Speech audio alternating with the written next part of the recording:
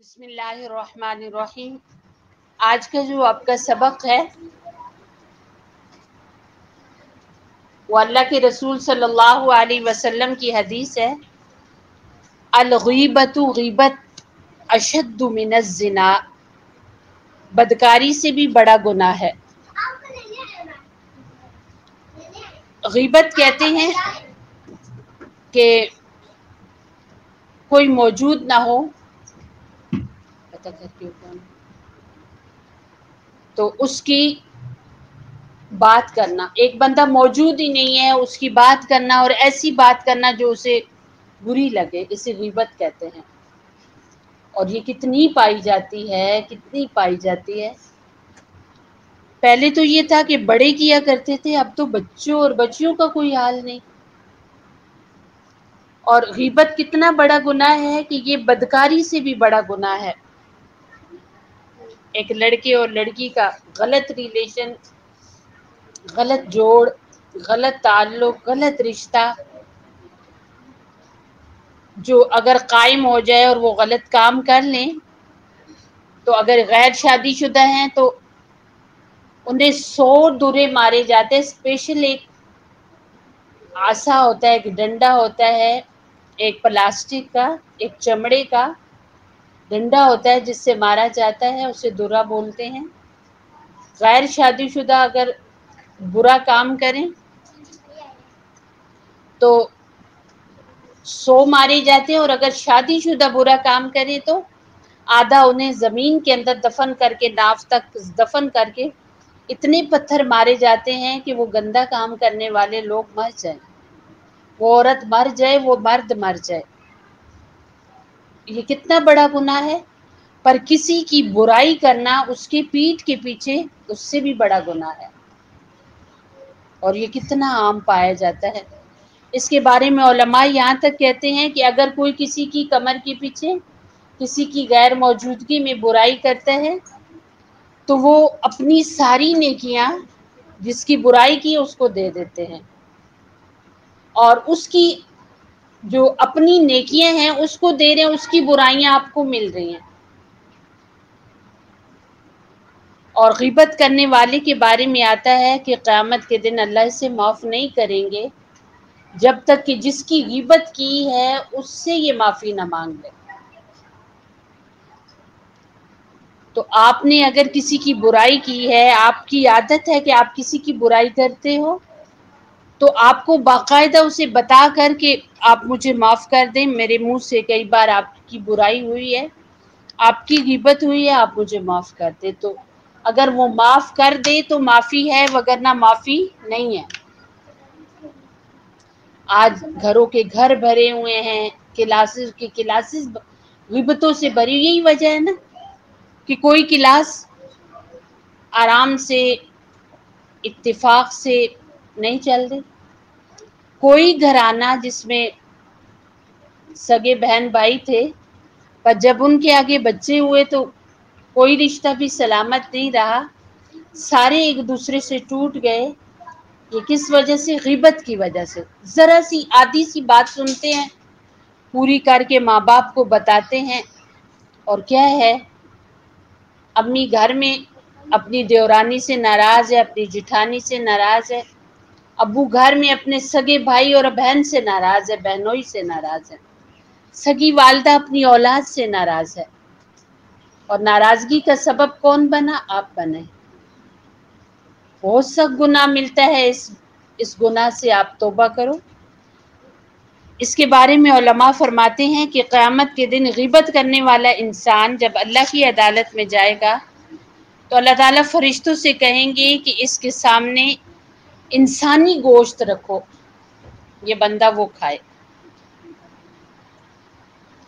और अगर वो नहीं खाएगा तो फिर जन्नत में दाखिला नहीं होगा। एक ये सज़ा है कि जब तक जिसकी गीबत की है वो माफ़ ना करे, उस वक्त तक माफ़ी नहीं होती। और दूसरी ये सज़ा है कि कच्चा गोश्त खाया जाएगा, खिलाया जाएगा इंसानों का। और तीसरी ये सज़ा है कि गीबत करने वाले इंसान की नेकियां उस इंसान की तरफ लिख दी जाती हैं, रख दी जाती हैं جس نے غیبت کی ہوتی ہے، جس کی غیبت کی ہوتی ہے۔ غیبت کس کو کہتے ہیں؟ کوئی بندہ موجود نہیں، کوئی بندہ وہاں نہیں، آپ نے اس کی ایسی بات کی، اگر آپ اس کے سامنے کریں تو اس کو برا لگے، اسے اچھا نہیں لگے، چاہے وہ آپ کی سگی بہن ہو، چاہے وہ آپ کا سگا بھائی ہو، سگے آپ کے رشتے ہوں، غیبت غیبت ہے۔ اور یہ ایسا گناہ ہے، آپ لوگ ہیں تو ہم سب ہیں، ہم کوئی اللہ پاک کا حق نہیں ادا کرتے، یعنی نماز نہیں پڑھی، جھوٹ بول دیا، قرآن شریف نہیں پڑھا، روزہ نہیں رکھا، اور اچھے حالات تھے، اللہ کے گھر کی زیارت نہیں جا کر کیا، عمرہ نہیں کیا، کوئی بھی گناہ جو اللہ کے حقوق میں سے ہیں وہ اگر نہیں کیا تو اس کے بارے میں آتا ہے کہ توبہ کریں گے تو معافی ہو جائے گی، اور پھر توبہ کر کے وہ کام کرنے لگ جائیں۔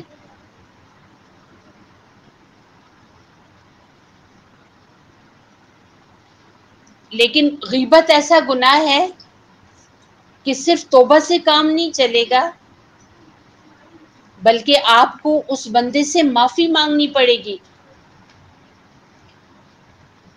کتنے ایسی غلطیاں ہو جاتی ہیں، کتنے ایسے لوگوں کی باتیں، اب جیسے انٹرنیٹ کا دور ہے، آپ انٹرنیٹ پہ کوئی بھی ویڈیو دیکھتے ہیں، کامنٹس کرتے ہیں نا، کسی اور کو کامنٹس کیے کہ فلاں ایسے ہیں، فلاں ایسے ہیں، حالانکہ جس کی آپ بات کر رہے ہیں آپ کی اس سے کوئی بات ہی نہیں ہے، یا آپ نے اور ساروں کو چھوڑ دو، جیسے سیاست ہے، اب سیاسی لوگ، ان کی اپنی زندگی ہے، ان کا اپنا ایک شعبہ ہے، وہ جو مرضی کریں، آپ اپنے گھروں میں بیٹھ کر تجزیے کر رہے ہیں، اس پر اپنے ری ایکشن دے رہے ہیں۔ اب جن کی آپ باتیں کر رہے ہیں، جن کی تعریفیں ہو رہی ہیں، وہ تو اچھی بات ہے، اور اب جن کی غیبتیں ہو رہی ہیں، جن کی باتیں کر رہے ہیں، ان تک تو آپ کی پہنچ ہی نہیں ہے، آپ نے ان کی برائیاں کی، وہ چور ہیں، وہ فلان ہیں، وہ یہ ہیں، وہ ہیں، تو کیا آپ ان سے معافی مانگ پائیں گے؟ اب تو معافی بھی نہیں مانگ سکتے۔ تو غیبت ایک ایسا گناہ ہے کہ جس کی معافی انسان سے، جس کی غیبت کی ہے اس سے معافی نہیں مانگے گی تو معافی نہیں ملے گی بالکل بھی۔ اور آپ دیکھو کہ دنیا میں انسان کسی کی غلطی کرتا ہے تو انسان معاف نہیں کرتا، تو کیا یہ ممکن ہے کہ آخرت میں اللہ تعالیٰ کہیں کہ وہ بندہ سامنے بیٹھا ہوا ہے یا کھڑا ہے، آپ نے دنیا میں اس کی برائی کی تھی، جائے معافی مانگ کے آئے؟ تو آپ کیا یہ تصور کر سکتے ہیں کہ جس کی آپ نے غیبت کی، دنیا میں تو آپ معافی نہیں مانگ سکے، پر آخرت میں آپ مانگ لیں گے اور وہ آپ کو معافی دے دے گا؟ بالکل بھی نہیں دے گا۔ کہتے ہیں کہ غیبت کرنے والے کی غیبت ایک ایک بات کے بدلے میں انسانوں کی نمازیں، روزے، تہجد، نوافل، غیبت جس کی ہے اس کو مل رہے ہوں گے، اور یہ بندہ خالی خولی رہ جائے گا، اور اس کو پھر غیبت جن کی تھی ان کی برائیاں ملیں گی اور اسے دوزخ میں ڈال دیا جائے گا۔ اور یہ حالانکہ جب انٹر ہوا تھا یا ہوئی تھی اللہ رب العزت کے ہاں اور حقوق العباد میں اس کا جب حساب ہوا تھا تو یہ پہلے نمبر پر تھی، پر اللہ کے بندوں کے حقوق کی جب بات آئی تو وہاں تو سب کچھ لٹا بیٹھی، کچھ بھی اب پلے نہیں ہے۔ تو اس لیے آپ سب بچیوں سے یہ گزارش ہے کہ یہ جو آپ نے اپنی زندگی کا حصہ بنا لیا ہے نا کہ دوسروں کی باتیں کرنی ہے، چاہے آپ کے کان میں آدھی سی بات پڑے، آپ اس کو پورا بنا کر بتاتے، کسی کا نقصان نہیں کر رہے، آپ اپنا اتنا شدید نقصان کر رہے ہیں جس نقصان کو کبھی آپ اس کی تلافی نہیں کر پائیں گے، یا آپ کا نقصان کبھی بھی بھرا نہیں جائے گا۔ اس لیے غیبتوں کو اپنی زندگی سے نکال دو۔ آپ سوچو کہ یہ حدیث کتنی بڑی ہے کہ ایک بدکاری، اب دیکھیں نا، پتہ چل جائے کہ فلاں لڑکی یا فلاں لڑکا اچھے کیریئر کا نہیں ہے، اس کا کریکٹر اچھا نہیں ہے، اس کا کردار اچھا نہیں ہے، تو اس سے کوئی بات بھی نہیں کرنا پسند کرتے۔ اس کے ساتھ بیٹھنا بھی پسند نہیں کرتے کہ اس کا کردار برا ہے، گندا کردار ہے، اچھا نہیں ہے۔ تو غیبت کرنا تو بد کرداری سے بھی بڑا گناہ ہے، اور کتنے مزے لے لے کر اسے غیبت کو کر رہے ہوتے ہیں۔ اس لیے اس سے توبہ کریں، یہ بہت بڑا گناہ ہے۔ آپ کو پتہ ہے کہ برے کام کرنا، بدکاری کرنا، اس کے نتائج بہت گندے ہوتے ہیں۔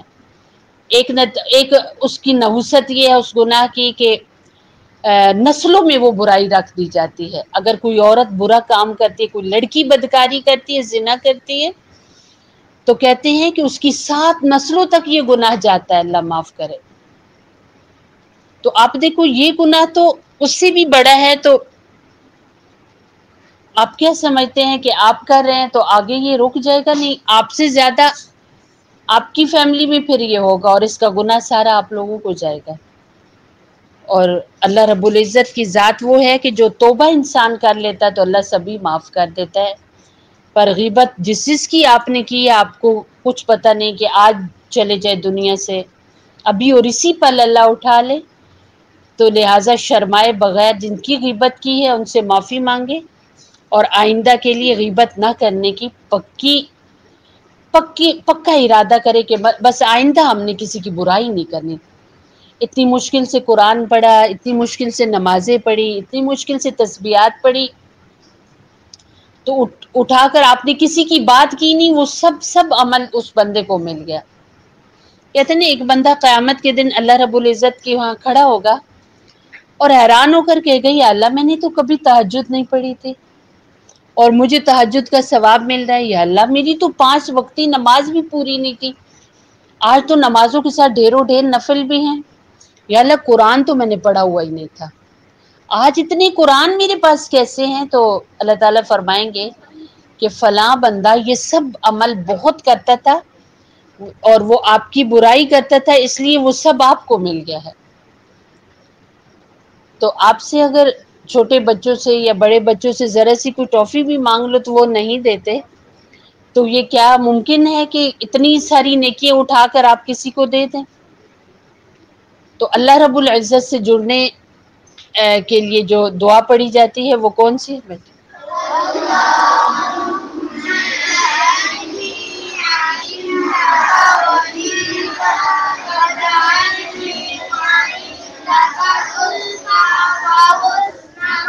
اور نبی صلی اللہ علیہ وسلم سے محبت کی دعا جو ہے